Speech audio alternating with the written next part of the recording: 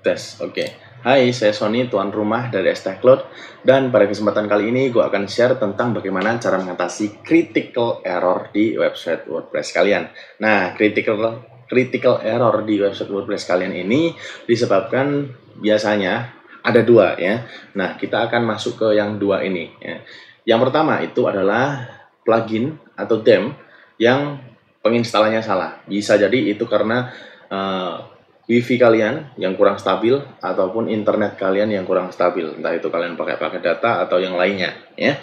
Yang kedua, kalian sudah install yang kompatibel, yang sudah benar ya.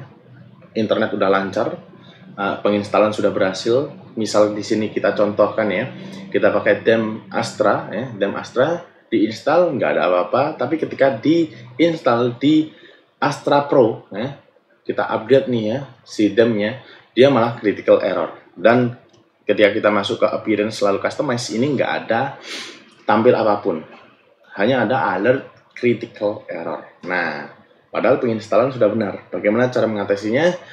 Seperti ini ya. Kita masuk ke Elementor dulu. Kalau kalian menggunakan Elementor, di bagian sini kita cek dulu di dashboard tentang sistem info yang ada di website WordPress kita atau web hostingnya ya.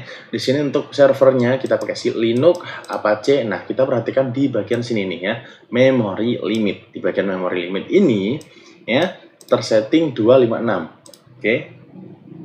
Kita coba refresh.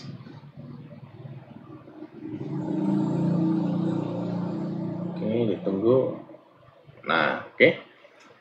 Yang ini 256 ini kalau menurutku masih kecil. Kalau apalagi kalau 128 mungkin punya kalian di 128M ya, 128 MB untuk memory limit. Nah, memory limit ini itu membatasi pergerakan tools kita yang ada di website ya, termasuk plugin, theme ya. Jadi semua fungsi yang ada di theme atau plugin, kalau memory limitnya kecil, dia nggak akan bisa bekerja secara maksimal.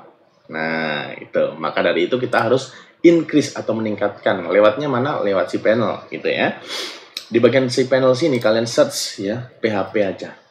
Di sini kalian lihat ada PHP version.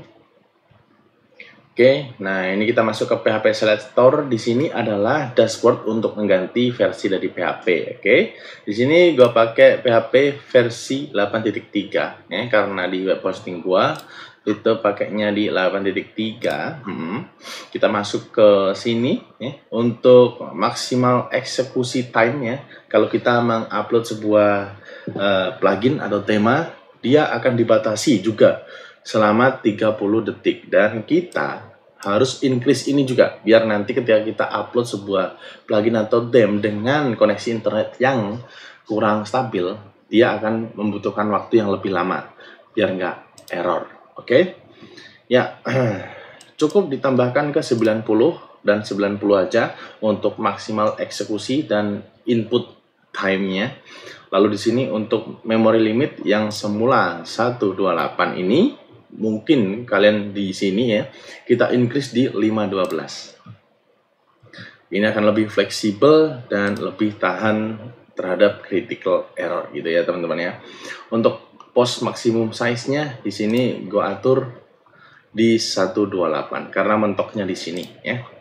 Untuk upload maksimal file size ya kalian tahu ya, dan di sini gue atur ke ini terlalu sih menurutku 1 GB ya, kita pakai ini aja lah ya.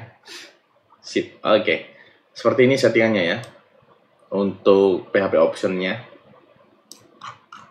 Oke. Setelah itu kita coba purge all. Kita lihat. Harusnya di sini sudah terganti ya, harusnya ya.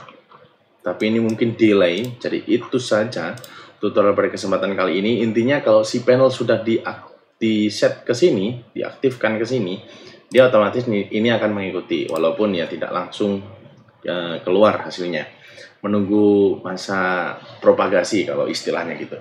So, itu saja tutorial singkat informasi pada kesempatan kali ini. Saya Sony pamit undur diri.